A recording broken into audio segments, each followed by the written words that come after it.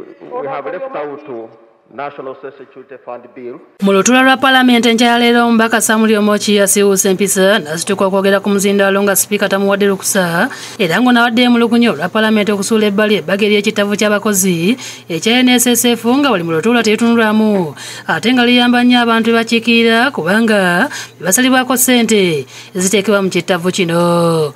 The Minister of Finance is going to lay the budget framework paper, and the Minister of Gender have continued to deny the workers of this country their right to the benefits of social security.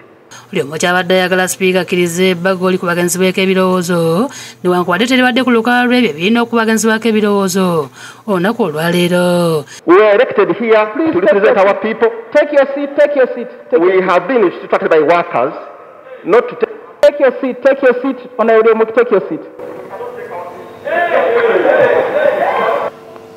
Sipiika musabye atudde mangu wansi kuba abadde taweereddwa lukusa okwogera kyokka oli Omochi ne yeerema ekinyiiza sipiika bw'atu n'alagira akulira ebyokwerinda ku Parliament Sergeant at Arms amufulumye mangu.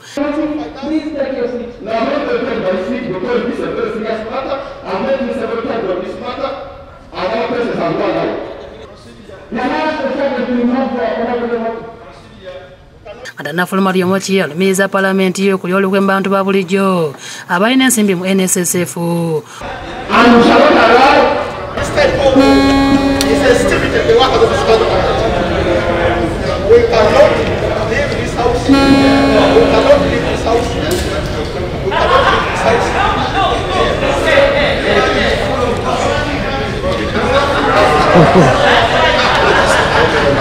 Olutuula lugenderedde mu gavumenti okwanjulira Parliament ekiwandiiko ekyenjawulo ekimanyiddwa nga budget framework nga kino kye kiraga ensimbi zibeetaaga okutambuza emirimu mu mwaka gw'ebyensimbi ogujja ogwa 2022. Mu ngeri y'emu akatyo ka Parliament akasunsula abakungu abo balondeddwa President Museveni kasunsudde Major General Paul Okech eyalondeddwa okumyuka ssaabaduumizi wa poliisi y'eggwanga. Abalala kubaddeko abalamuzi abatula akatyo k'essiga eddamuzi ka Judicial Service Commission nga kubano kuliko yaliko kaliisoliiso wa gavumenti omulamuzi Faith Mwonda, omulamuzi Benjamin Singoma, omulamuzi Stella Raj, omulamuzi Ruth Sebatindira ne Nora Matovu.